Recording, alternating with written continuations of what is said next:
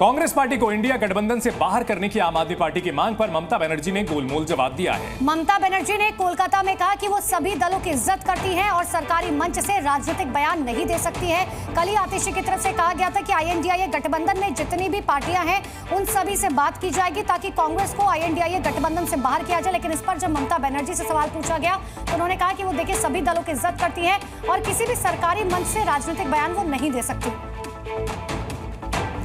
तो इंडिया गठबंधन से कांग्रेस को ही बाहर करने की मांग आम आदमी पार्टी ने की है और इस पे जो दूसरी पार्टियां हैं उनकी तरफ से अभी तक रुख साफ नहीं किया जा रहा है। ममता बनर्जी ने इस पर कुछ भी बोलने से हालांकि इनकार कर दिया है, लेकिन ममता बनर्जी जिन्होंने कुछ समय पहले ये भी मंशा जताई थी कि वे इंडिया गठबंधन की अगुवाई करना चाहती हैं और इन सबके बीच किस तरह से बयान आ रहे हैं कांग्रेस नेताओं की ओर से अरविंद केजरीवाल पर गंभीर आरोप लगाते हुए लोगों को धोखा देने का आरोप लगाया है।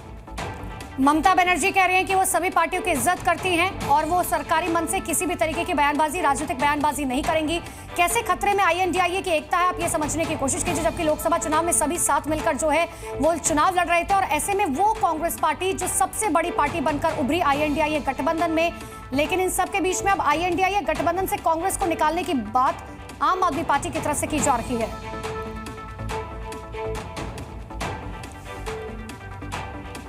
तो ममता बनर्जी जिन्होंने इस पर अभी तक अपनी प्रतिक्रिया साफ साफ नहीं दी है, अब देखना है कि आने वाले दिनों में ये इंडिया गठबंधन जो लोकसभा चुनाव में बना था ये अस्तित्व में रह पाता है या नहीं।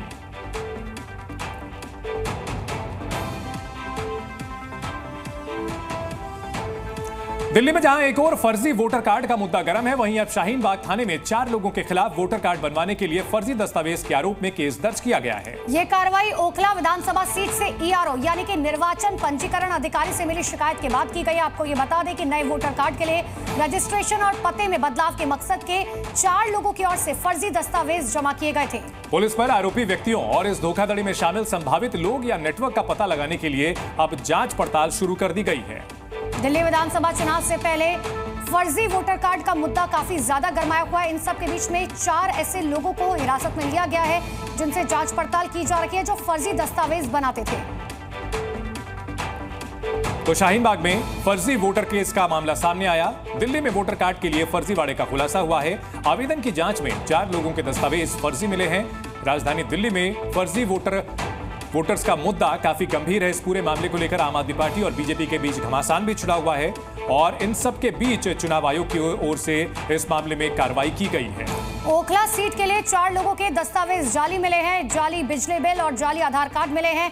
ईआरओ की शिकायत पर पुलिस ने एफआईआर दर्ज की है। साथ ही बीएनएस की धारा 336, 340 के तहत केस दर्ज किया गया और पूरे मामले की जांच पड़ताल की जा रही है कि क्या इन लोगों के साथ कई और भी लोग थे या फिर कई ऐसे भी लोग थे क्या जिनके अभी तक फर्जी दस्तावेज, आधार कार्ड या वोटर आईडी कार्ड बनाया गया हो।